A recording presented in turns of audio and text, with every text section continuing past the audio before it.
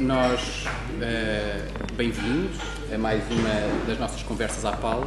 Esta é a sexta conversa com o Carlos Conceição.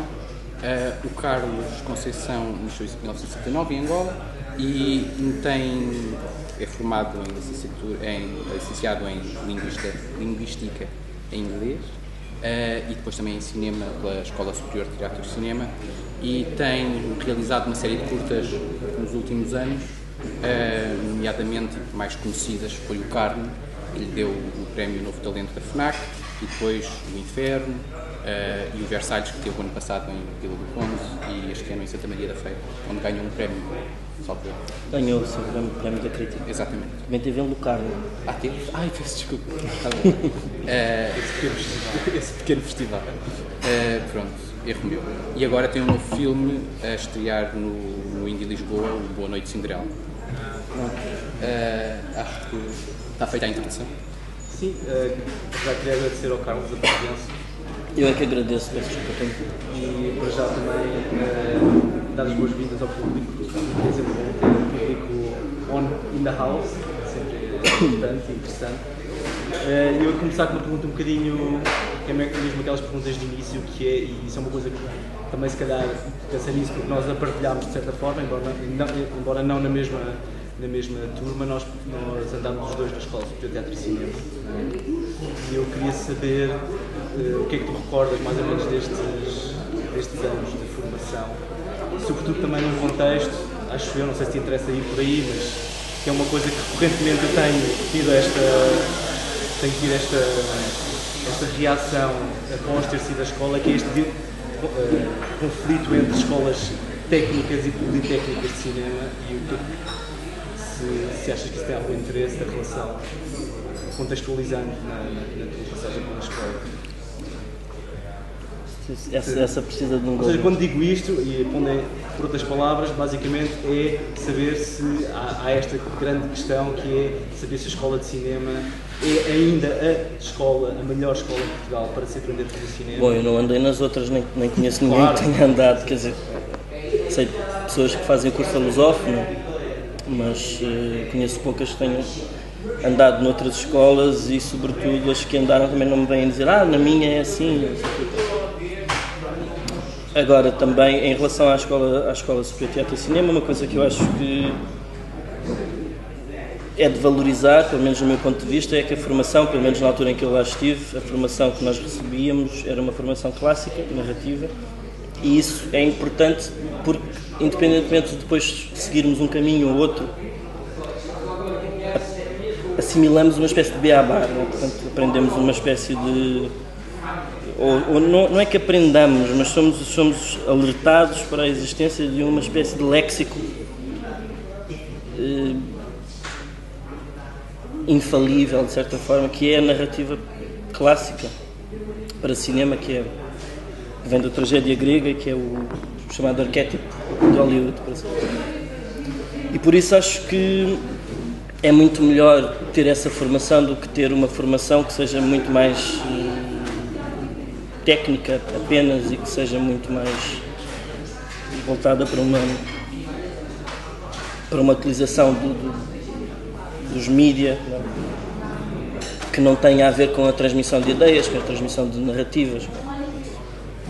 E recordas então esta experiência como uma experiência positiva, não é? Há muita gente que sai da escola e que está desejoso de sair da escola. Entra, mas parece que mal entra, está desejoso de sair. Houve muitas coisas positivas, também houve muitas coisas profundamente negativas. Não querendo claro. Também estar a começar uma espécie de crítica à Escola Superior de Teatro e Cinema, eu acho que lembro-me em particular de ter passado os 4 anos do curso permanentemente a dizer para mim próprio, não, mas as tuas convicções originais.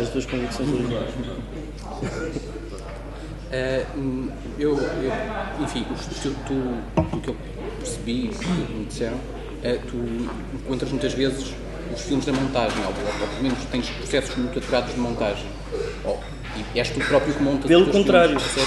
Pelo contrário.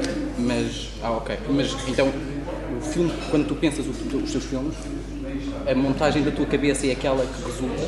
Ou encontras qualquer coisa na raríssimas exceções, Normalmente o trabalho mais árduo e mais aprumado, digamos, é o trabalho de escrita de argumento, que é um trabalho que eu faço já a pensar nos planos, portanto, é acompanhado da planificação e muito por isso da montagem, de certa forma. Já vem daí. A rodagem às vezes oferece uma espécie de pleiade de alternativas que não estavam contempladas, mas que já não, ok, em vez de fazer aquele plano da maneira como queria fazer, se calhar fiz em 2 planos e agora vamos ver como é que isto se casa, mas a verdade é que não andas a filmar à toa muitas coisas e depois ver o que é que se aproveita.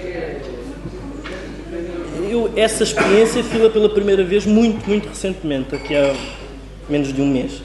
Ok. E portanto ainda não tens uma noção de se resulta ou não resulta. Vai ter de resultar, não sei quanto tempo vai demorar. Ok. Mas sentes-te mais confortável, apesar de tudo, nesta versão um bocadinho, se calhar, vou-lhe chamar idealista só.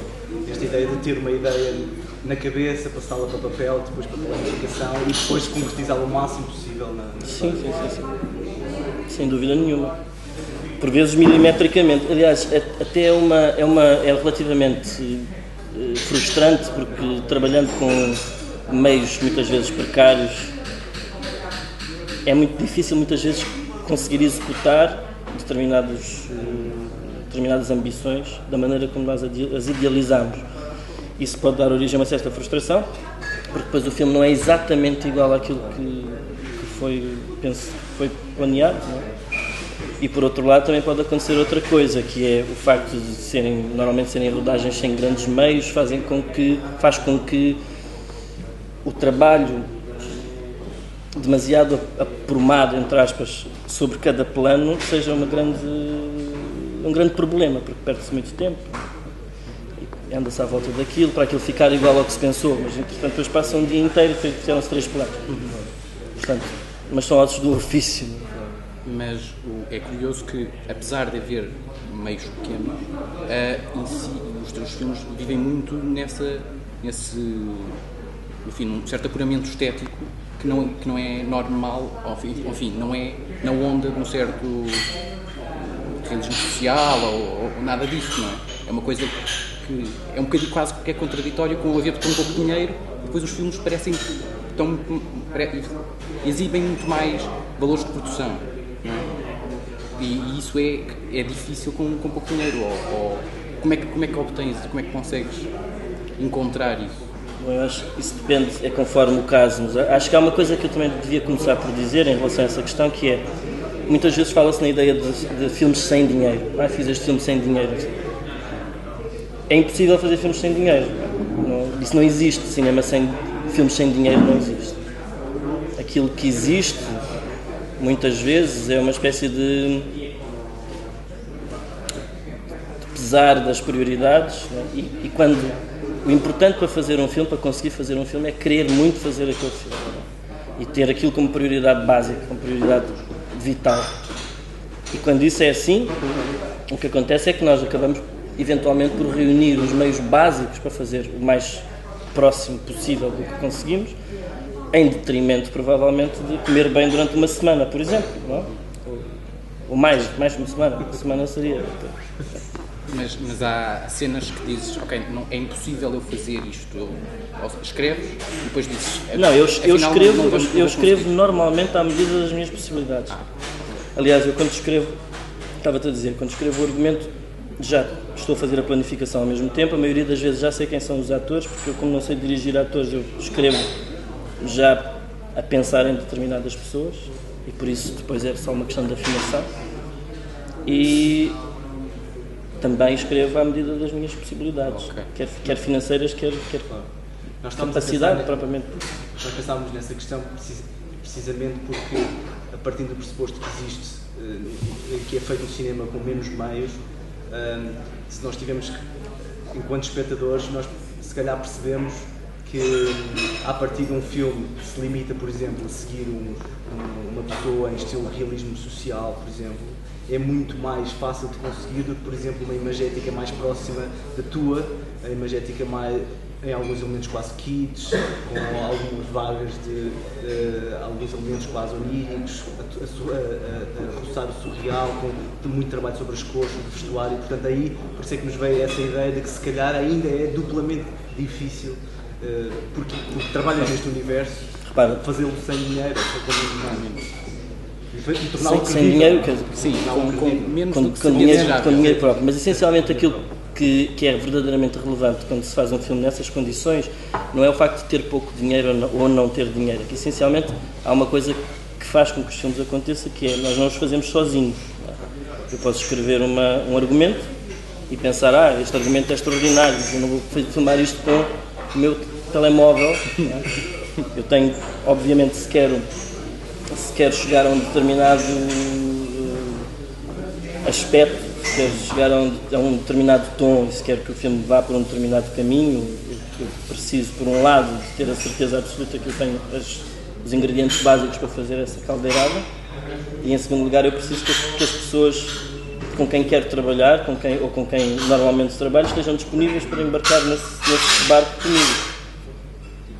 E obviamente que é só por causa disso que os filmes acontecem. Não sou eu que faço com que eles aconteçam. Eu digo aos amigos com quem trabalho, olha, tenho esta ideia. E se eles disserem, olha, por acaso, se quiseres, conta comigo. Nesse caso...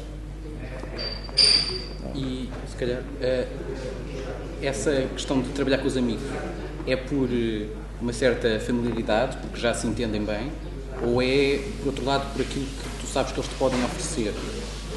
Os contributos que eles te dão mesmo, ou seja, as coisas que eles acrescentam? Acho que é sempre uma mistura das duas coisas, mas essencialmente é uma mistura das duas coisas, naturalmente. Sim. E aliás, os próprios projetos, ao nascerem no papel, também se adaptam, tal como se adaptam aos atores que eu tenho em mente, também se adaptam às pessoas com quem eu eventualmente sei que vou trabalhar, com quem pretendo trabalhar.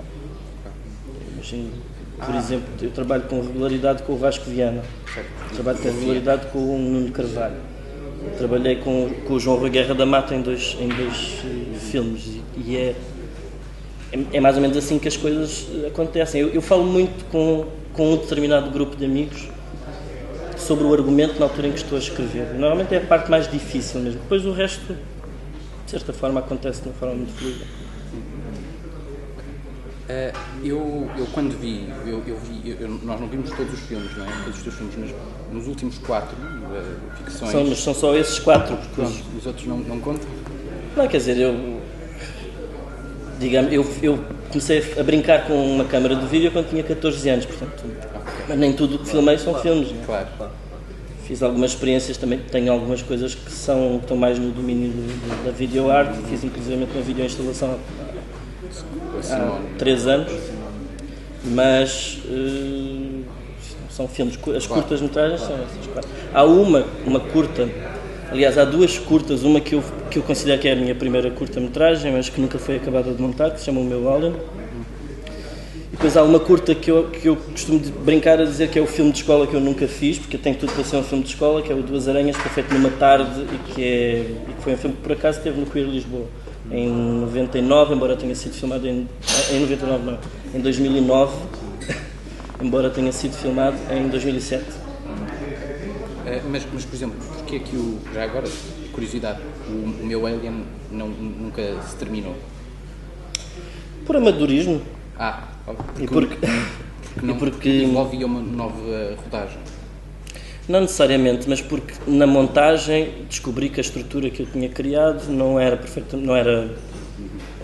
ideal, e porque havia muitas peças do puzzle que eram fundamentais e que não funcionavam. Então levei anos a reinventar aquilo e a remontar aquilo, e de vez em quando ainda vou lá e mudo coisas.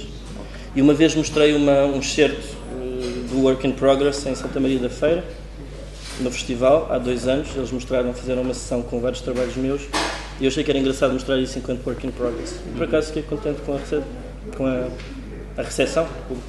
Mas sentes essa vontade nos outros filmes já acabados, de ir lá mudar coisinhas? Em todas as curtas que fiz até agora, todas sem exceção, tive o impulso de continuar a rodagem, depois de elas estarem acabadas e terem sido exibidas, de continuar a rodagem e transformá-las em longas ou algo no género, ou fazer uma sequela ou qualquer coisa assim no género. Mas acho que provavelmente é uma espécie de defeito de formação, não sei, é uma coisa à qual não se deve dar muita atenção. Eu estava a dizer, eu vi os últimos 4, não é? Os oficiais, assim, todos seguidos numa tarde, e o que me surpreendeu muito, fiquei assim mesmo, como é que é possível, é que há uma série de elementos visuais que eu encontro repetidos, mas por exemplo, personagens a comer uma maçã, a trincar uma maçã, não é símbolo não é da Eva fazer o pecado original, ou por exemplo a obsessão quase fetichista dos pés, de alguns saltos no Carme ou no Boa Noite, Cinderela. Isso é essencialmente a falta de ideias da minha parte. Pois, era isso que eu queria saber, se não quer dizer, mas obsessões ou é o que saiu, e por acaso é sempre o mesmo.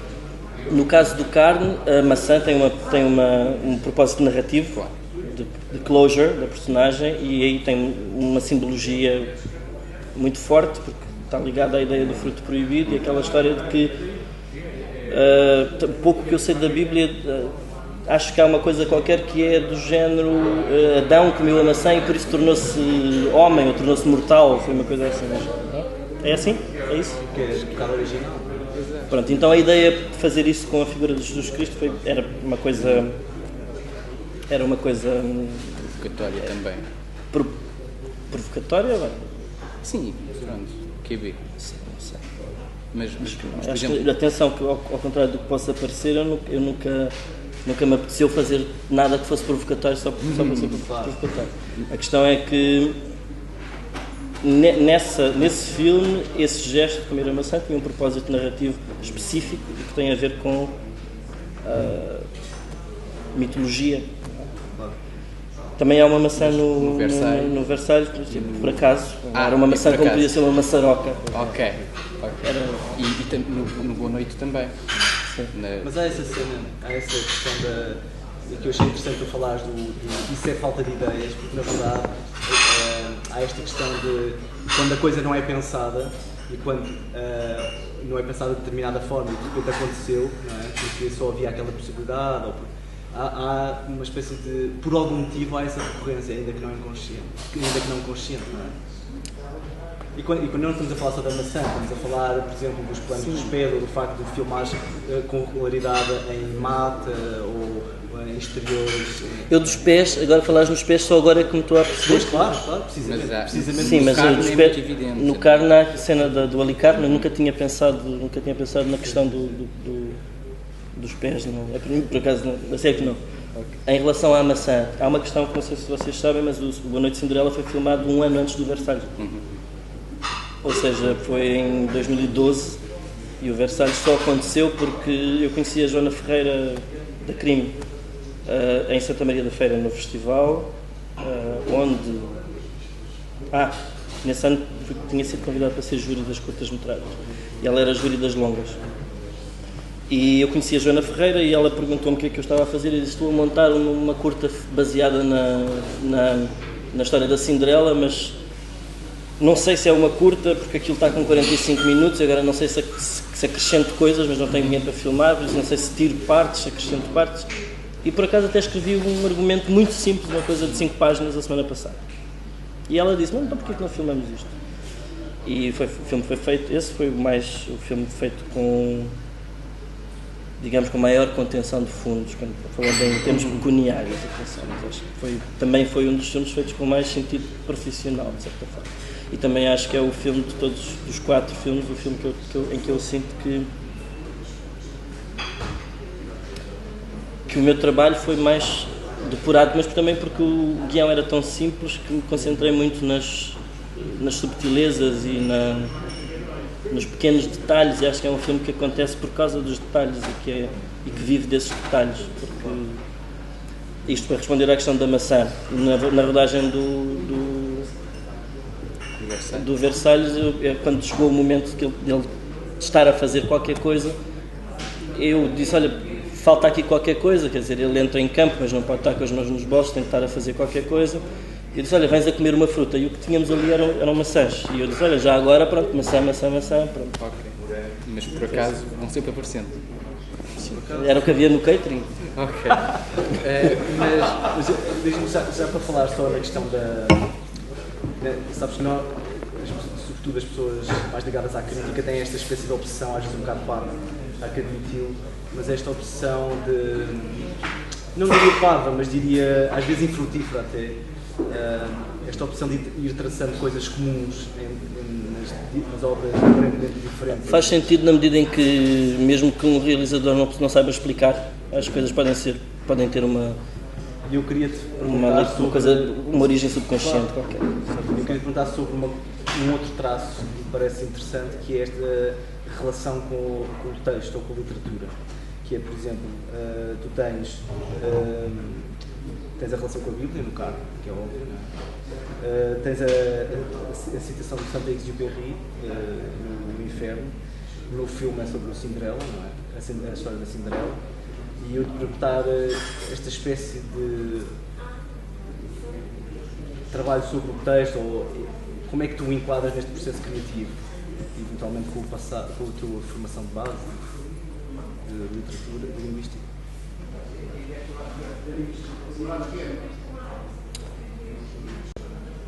Nunca tinha pensado nisso. A citação do Príncipezinho que aparece no início do Inferno é uma citação que surgiu na montagem, porque achei que havia ali uma rima, que aquilo era que havia uma relação, que a frase fazia quase de uma forma bíblica também. E o Inferno foi filmado no mesmo ano que o Carne, a rodagem foi no mesmo ano, foi muito pouco tempo depois. E acho até que são muito parecidos. Eu acho isso, não sei se era de ainda estar no embalo do outro, mas acho que são de forma. Mas porque essa frase do Saint-Exupéry que aparece no início do filme tem assim um tom profético, uma coisa meio assombrada, que quase que podia ser um salmo, uma coisa assim, e que também tem a ver com culpa e com a ideia de fazer mal inadvertidamente. Dizer, aquela história do escorpião que vai às cavalitas do sapo para atravessar o rio, né? Que não pude evitar porque é a minha natureza, é esse género de fatalismo, essa é uma coisa meio. Mas relação com a literatura, quer dizer, a Cinderela, eu vejo a Cinderela muito mais como uma espécie de tradição oral do que quer dizer, há as versões famosas do Perrault, dos irmãos Grimm, do Jean-Baptiste Basile. Em Portugal temos a versão chamada Gata Borralheira, que foi escrita pelo Conciliário Pedroso, em 1909.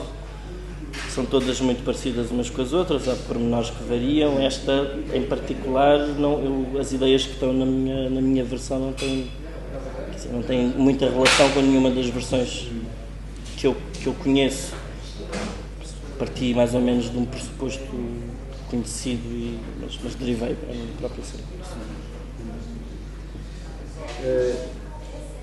Sobre uma coisa interessante, agora falando especificamente do Carmo, ao ver o filme parece que há uma espécie de, não sei se é um equilíbrio, se é uma tensão entre a questão do amor e do desejo, e parece que por um lado há esta ideia de que o amor ou o desejo pode ser uma coisa pura e inocente, mas por outro lado há qualquer coisa que parece quase ligada a uma ideia de fetichismo, a uma ideia de a pulsão incontrolável, e daí a noção de culpa que, entretanto acho que eu já li numa entrevista que tu falavas sobre a questão da culpa a propósito do filme. E o que eu te queria perguntar é, eu acho também que o filme vive muito que essa espécie de tensão, para mim enquanto espectador, funciona numa espécie de tensão também entre a caricatura cómica e o lado, a reflexão profunda sobre a questão da culpa judaico-cristã. E o que eu te ia perguntar é, se tivesses que escolher, achas que o teu filme se insere mais numa reflexão quase dura, profunda sobre esta questão da reflexão sobre a questão da culpa judaico-cristã, ou achas que é uma coisa mais um exercício puro, não é puro, mas um exercício mais ligado ao que... Não, isso és tu como espectador que decides. Sim. Não, eu tenho a minha decisão, queria saber o que é que... Não, eu obviamente que se identificas esses dois caminhos, de certa forma eles foram ambos intencionais. Eu sempre Eu sempre gostei, nesse filme, do pormenor meio sisudo, do lado meio sisudo que ele tem, meio solene que ele tem. Porque eu acho que é assim, o catolicismo é essa coisa chata, assim, meio, não é? E, por outro lado, a suave comédia que depois de vez em quando parece que está lá atrás, não é? Por exemplo, eu reparei que as pessoas se riam quando ele pousava uma caixa de ferramentas. Eu nunca esperei que as pessoas se rissem nesse momento. Estava a pensar que se calhar riam-se mais tarde, mas não nesse momento. Mas pronto, lá está, acho que é um bocadinho das duas coisas.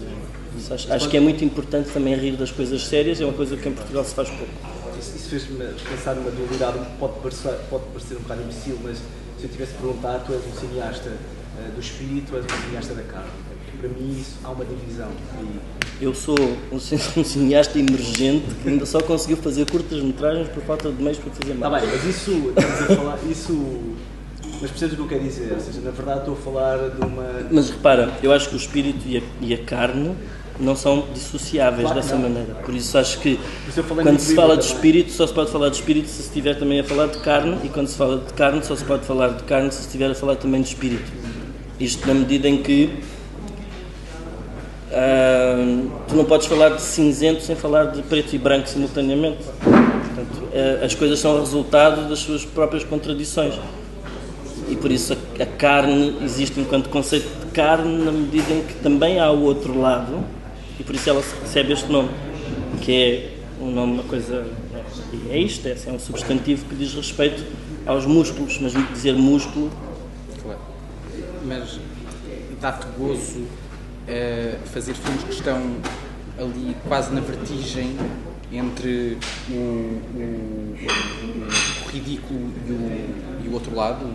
Ou seja, dá-te gozo. Eu gosto muito. Pôr o espectador assim em não saber o que é que há de sentir. Em primeiro lugar, acho que é muito interessante que o espectador fique indeciso em relação ao que é que há de sentir.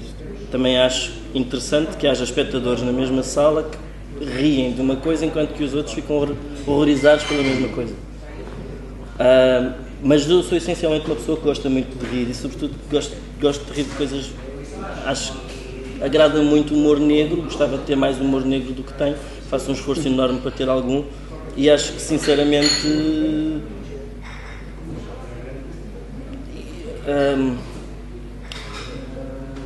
eu creio que é importante que os filmes, eles têm de ser equilibrados, mas é importante que eles tenham um bocadinho dos dois lados, das duas coisas.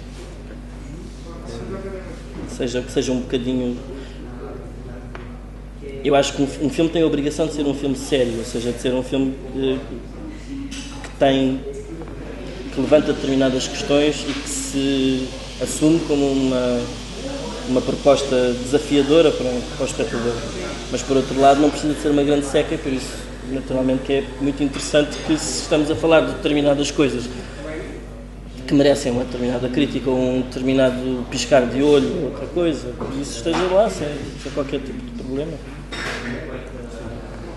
Ok, estávamos há bocado e já tinhas referido a questão da culpa, não é? A culpa? A culpa, pelo menos nos 3 filmes anteriores, ao Boa Noite. Deixa-me só introduzir uma questão que eu acho que faz mais sentido, okay, então tens que era, mais uma vez voltando a esta questão do tentar encontrar pontas que unem coisas que aparentemente são diferentes.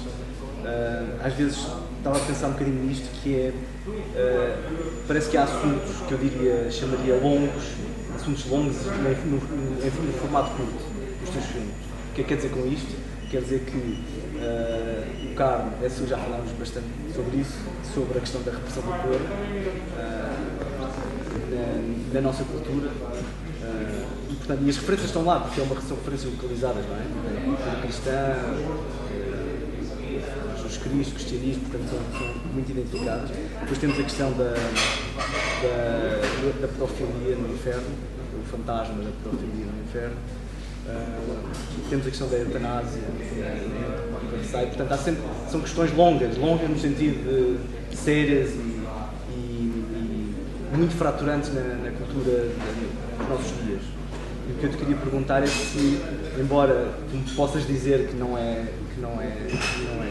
consciente, ia perguntar se é legítimo poder-se pensar que à volta de cada uma das tuas ficções há essa espécie de pilar, enquanto tu és um ser no tempo contemporâneo, portanto faz sentido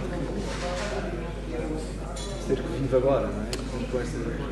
Em primeiro lugar, eu há bocado estava a dizer que para se fazer um filme é importante querer muito fazer o filme e, sobretudo, para fazê-lo da maneira como eu tenho de fazer, tem que se viver aquilo obsessivamente. Isso faz com que os assuntos que estão por trás de cada um dos filmes, ou os temas centrais que dão origem aos plots, sejam necessariamente coisas que me são, ou são ao realizador do filme, independentemente de ser eu ou outra pessoa, de certa forma preciosos, não é? Mas não de uma forma. Eu não acredito na ideia de reivindicar determinadas posições políticas, por exemplo. Eu falo sempre num ponto de vista pessoal, é a única forma que eu tenho de fazer as coisas, e esses assuntos são assuntos que. Os temas que citaste são assuntos que me interessam particularmente como ser humano, mas a forma como eu me relaciono com a maneira como eles foram retratados nos filmes não é uma questão quase de telejornal, por exemplo, tem de haver uma ligação pessoal, uma ligação humana àquilo. Eu não creio, por exemplo, que a questão da pedofilia seja relevante ou central no caso do Inferno. Eu acho que aquilo que me interessou na história, que fez com que o filme acontecesse, fez com que eu escrevesse o guião para o filme, pelo menos, era exatamente o oposto. É o oposto de pedofilia. O que é que acontece quando as crianças têm determinadas curiosidades carnais, entre aspas, ou quando as crianças têm... Porque as crianças têm sexualidade. Qualquer pessoa que diga o contrário está a ser hipócrita, e é uma sexualidade muitas vezes muito forte e, sobretudo, desprovida de muitos filtros e de muita moral, não é? Porque as crianças sabem ser extremamente cruéis, de certa maneira, por isso. E era isso que me interessava mais nesse filme, não era necessariamente as consequências da outra personagem, né? A personagem adulta. Sim, mas há, obviamente, não é? Hoje em dia as duas coisas acabam, para o bem ou para o mal, acabam por estar... Ou seja, tu percebes que, tendo esse ponto de partida, infelizmente, falar da sexualidade infantil neste contexto, claro, leva a que erradamente se possa ter esta coisa, esta bola de... Não, erradamente não, todas as leituras são completamente válidas, naturalmente.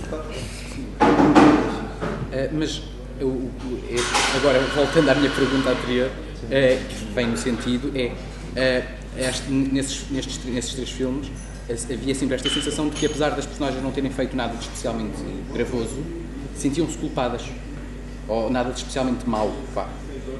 E, no entanto, no Boa Noite, Cinderela, há esta sensação de que as personagens já vivem completamente aliadas desse problema chato de se sentirem culpadas. E então, a minha questão é isto um sentido novo no que tu queres fazer, ou seja, é uma mudança, uma viragem à esquerda ou à direita, ou é, do seu lado, também uma espécie de uma reflexão sobre aquilo que é o filme, que é uma espécie de obsessão capitalista, em que já ninguém se sente culpado de querer coisas, de querer adquirir. Não, repara, o Boa Noite Cinderela é uma espécie de sátira e ainda de forma rebuscada, eu gosto de pensar que se relaciona com o momento presente. Muito, eu acho que sim. Politicamente, em Portugal. Claro. E por isso a culpa está toda lá, não é? Mas eles não sentem culpa. Não, os personagens não, mas sentimos nós, de certa maneira, sentimos se calhar por quem devia sentir e não sente também. Mas eu lá está, eu não penso os filmes no sentido de, tenho que pôr aqui a culpa, este é sobre culpa, este filme é sobre culpa, aquele é sobre o sacrifício. São todos. Quer dizer, até mais outra questão, o Boa Noite Cinderela foi filmado, escrito e filmado antes do Versalhes, portanto não existe... Não há uma questão intencional à volta dessa abordagem da culpa ou da ausência de culpa.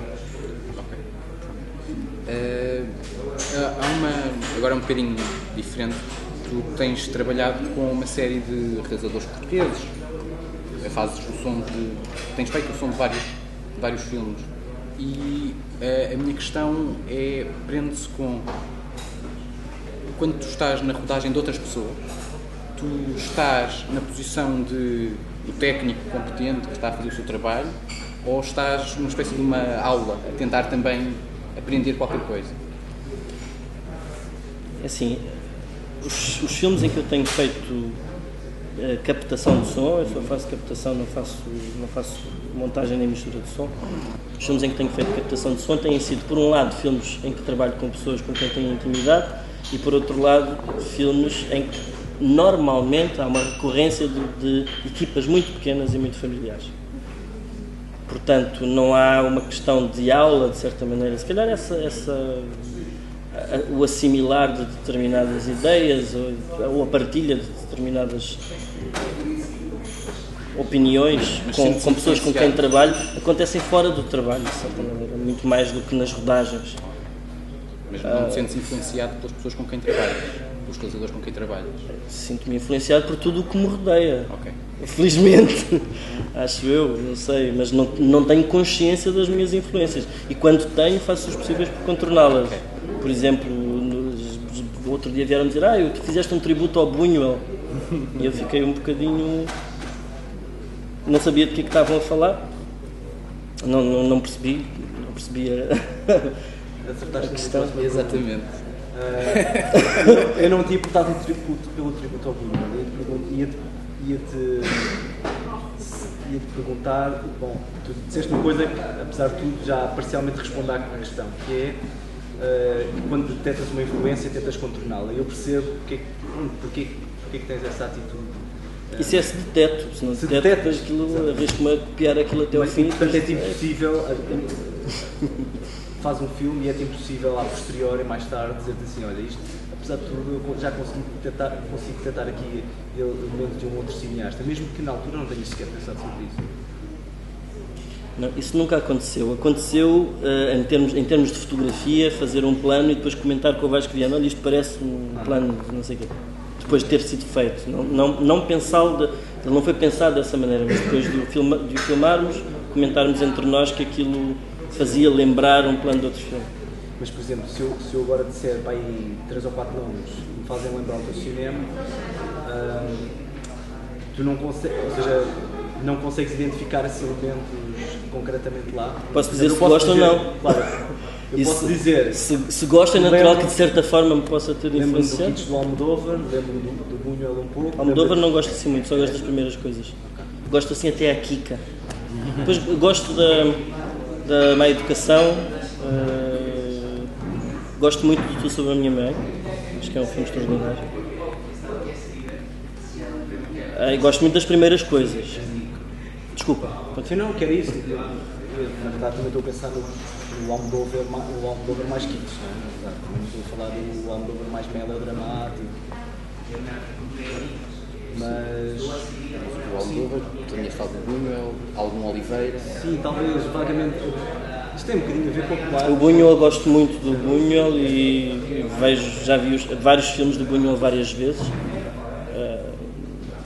Em particular o Charme Discreto da Burguesia, o Fantasma da Liberdade, o Belo de Ju. Gosto muito de um que se chama Simão do Deserto, que é uma média-metragem, porque ele ficou sem dinheiro a meio do filme. Gosto muito do Anjo Exterminador, gosto de algumas coisas da fase mexicana. Mas gostas ou fazes ou usas mostrar filmes aos teus atores? Ou... Não, nunca fiz isso. Nem a ninguém da produção, nem a fotografia? Não, nem acho que era um método particularmente produtivo. Se os atores quiserem fazer eles próprios uma pesquisa para criarem a personagem, tudo bem. Ok. Podem ver o que quiserem. Pronto, questão do fundo. Certo? Sim, se calhar. Agora, há poucos meses, já há 2 meses, talvez, tu recebeste, ou vais receber, não sei, o apoio do Fundo do Cinema Português. A minha questão, e salva um documentário no filme. Vamos ver. Ok. Mas a questão divide-se em 2, então. Primeiro se é um documentário É também porque o dinheiro é escasso e não dá para fazer nada assim muito mais elaborado. E segundo, e outra vez um bocadinho voltar ao início, não é? De que forma é que parece que só com estes fundos e com estas atividades paralelas é que se consegue ir fazendo cinema, porque parece que o Estado não... Ou seja, é impossível alguém fazer uma carreira na curta-metragem ou fazer curtas-metragens sem ir com estes apoios paralelos. O resto, ou seja, é uma pergunta, mas também é uma afirmação. Em relação à afirmação, concordo. Ok, ótimo. Em relação à pergunta, acho que me perdi aí pelo meio, mas... A questão do documentário. A questão como é que do se agora documentário. passa para o documentário? Eu sei a que as pessoas chamam de documentário. Okay. Percebo esse conceito. Mas não acho que concorde com a ideia do que é um documentário. Porque as pessoas dizem, isto é um documentário porque estavam aqui umas pessoas a falar e eu pus a câmara. O Jonathan Glazer fez um filme interessantíssimo recentemente chamado Under the Skin, que é feito de uma forma muito peculiar, que é basicamente uma espécie de apanhados, não é? E ele põe a Scarlett Johansson irreconhecível, aparentemente, pelo menos no sítio onde ela está, a andar e a meter conversa com homens que em princípio ela é alienígena e ela quer levar os homens para o planeta dela para eles serem comidos enquanto gourmet, qualquer coisa gourmet.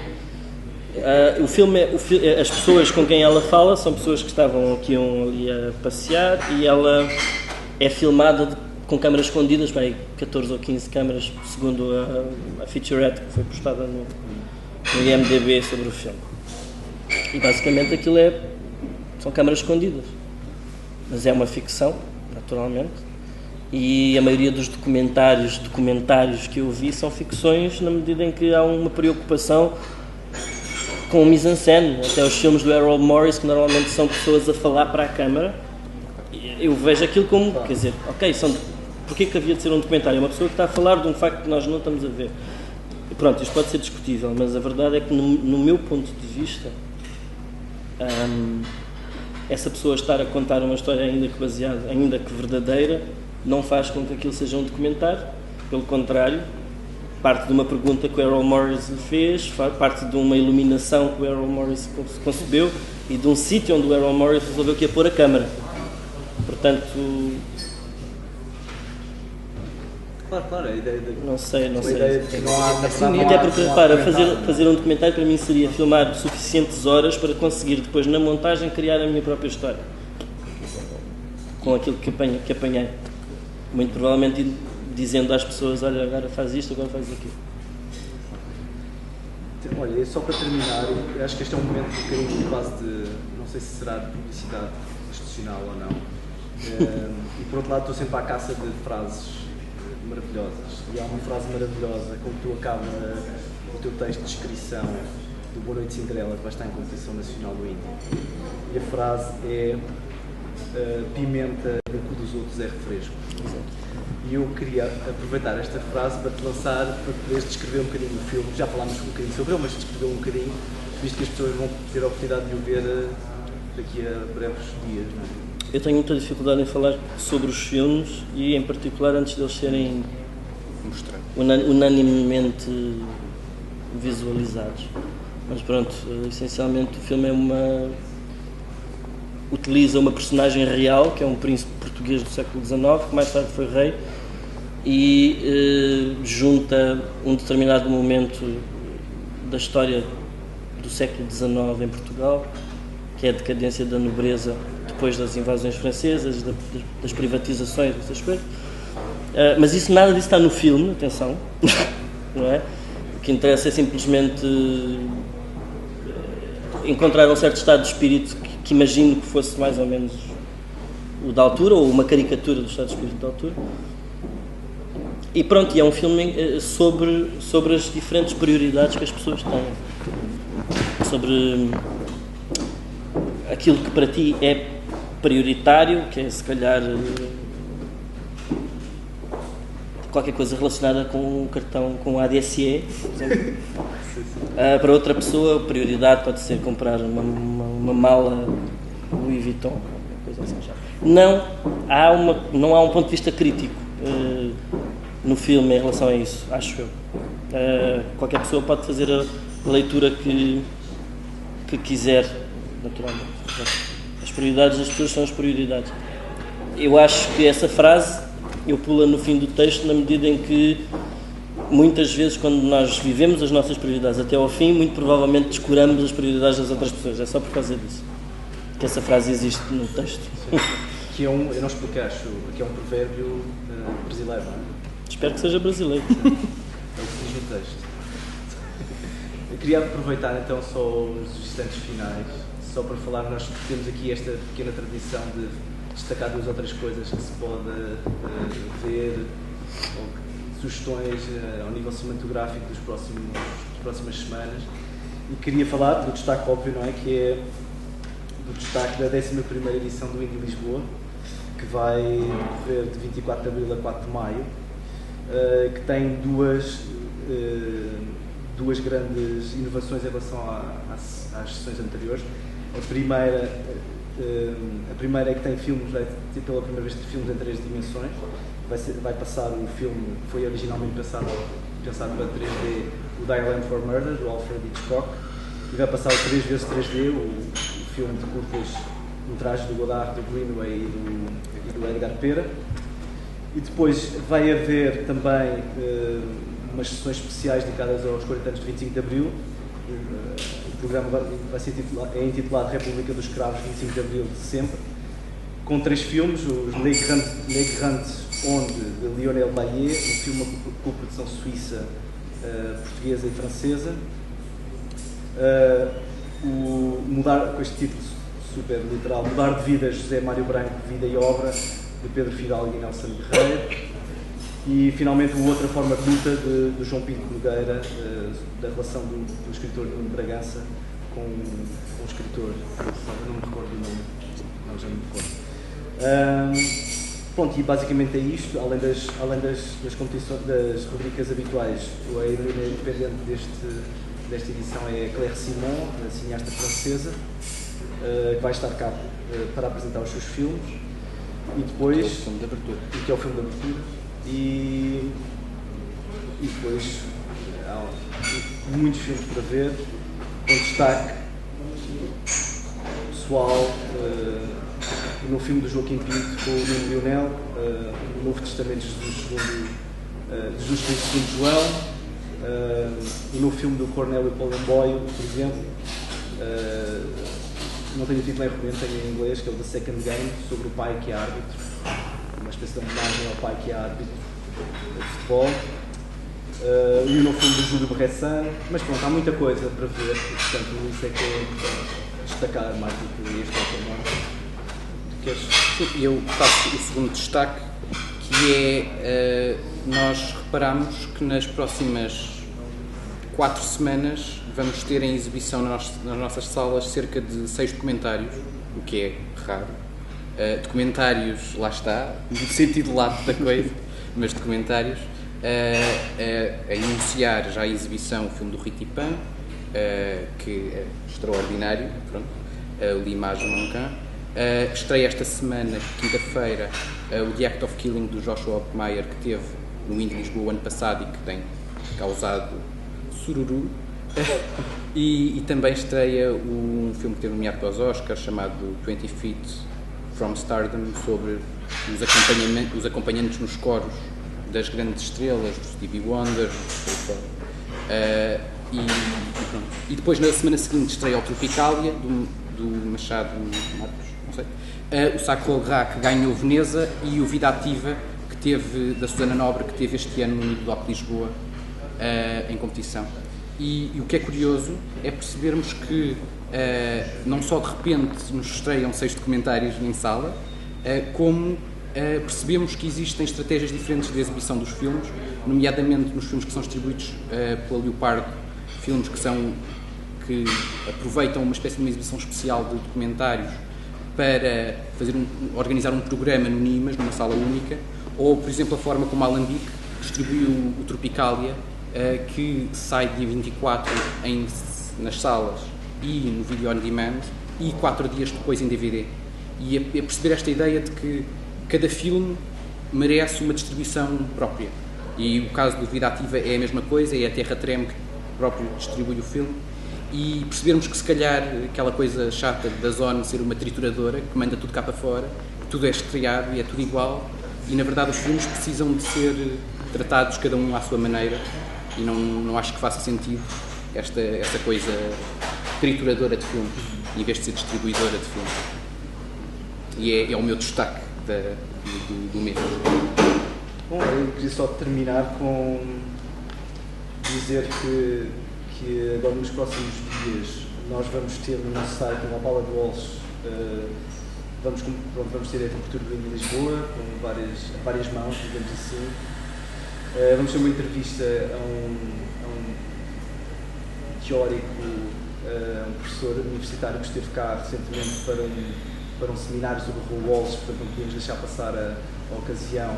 Entrevistámos, eu e o Luís Mendonça entrevistámos o professor de Harvard, Tom Conley, sobre a obra do Raoul Walsh, mas também sobre as suas noções de escrita no cinema, no interior do filme, a relação com o texto.